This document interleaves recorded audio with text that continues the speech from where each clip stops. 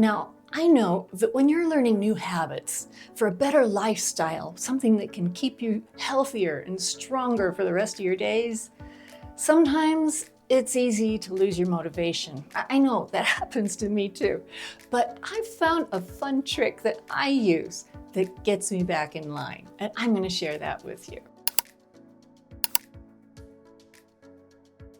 I'm Betty, and if you're midlife or beyond, then join me on my journey to explore these natural ways I'm finding that we can use to live stronger, longer lives. Now, if you're like me, you probably lived a long time with some habits that really weren't so healthy, and wanting to change things and have a better lifestyle, it's a bit of a challenge to stay on track. And sometimes you lose the motivation, and I do too, but I've got something that I've found that I do that really helps me to stick with it and to make those changes for the future. Now, what I do is that I imagine how I want my life to be when I get to that stage, another 10 years, 20 years, or even the last decade of my life. I imagine that. And it's kind of like I take snapshots of the way that I want things to be and the plans that I have.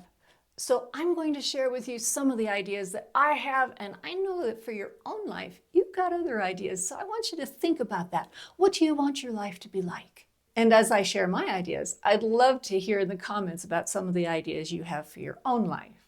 Now, one thing that I have in mind for my later years is that I plan on riding bikes with my great-grandchildren. Not just riding bikes, but really getting to know them, having them able to get to know me well, get to know me healthy and active.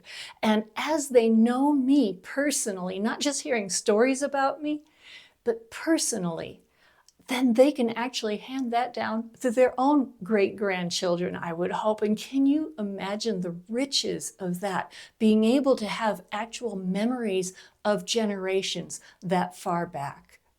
Now, another thing is that I'm going to be as independent as I want to be. I might live alone, I might not live alone, but I plan on having that choice to make and to be able to be independent, take care of myself, and not have to rely on somebody else to do everything for me.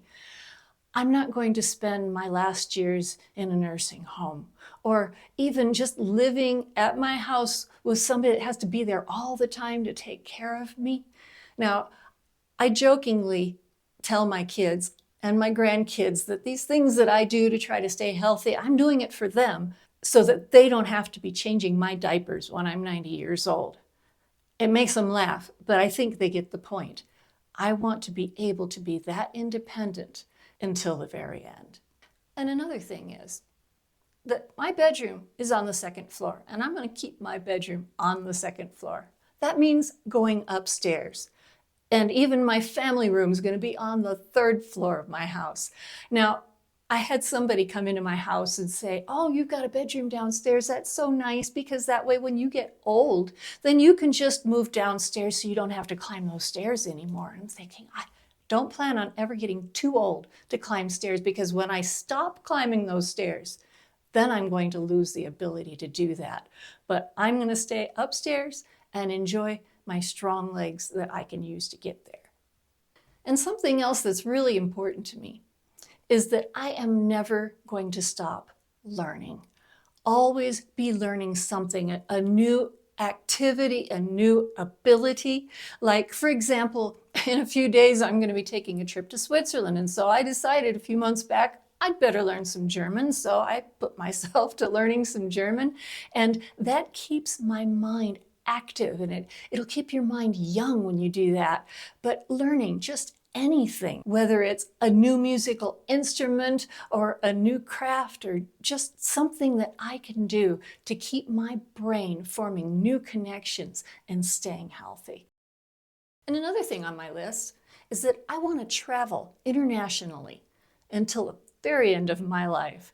Like Clitora Biggerstaff is a lady that I did a video about. She's 106 years old and she still travels. I thought, if she can do that, why can't I? Because I've got friends living all over in different parts of the world, and I have plans to visit them and to see a lot of things for the rest of my life. And that'll also give me a chance to practice some of those languages that I've been learning.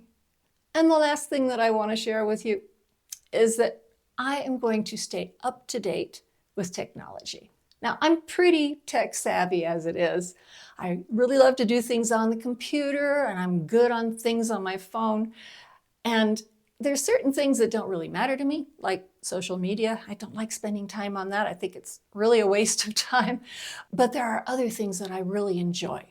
And I plan on staying up to date with advancements in AI and other things that I can use, whether it's with video editing or photos or audio or recording music, whatever it is. I want to stay up to date with technology and not have to be having somebody show me how to do everything. And that's not all the plans that I have. And I do daydream about things, how they're going to be in the future. And that really does help me to stick with the habits that I'm learning so that my mind can be sharp, so that my body can be full of energy and strong, because I'm not going to be able to do all that stuff unless it is. So I want you to think about that. What do you want the rest of your life to be like? How can that motivate you to make the changes that you need to make so that you can have that kind of a life? And I'd love to hear some of your ideas too. So I really hope that this helped you out a little bit. And I want to thank you for watching this video. And if you enjoyed that, then take a look at the next one that's coming up on your screen, because I think you're going to like that one too. So remember, stay strong, and I'll catch you in the next video.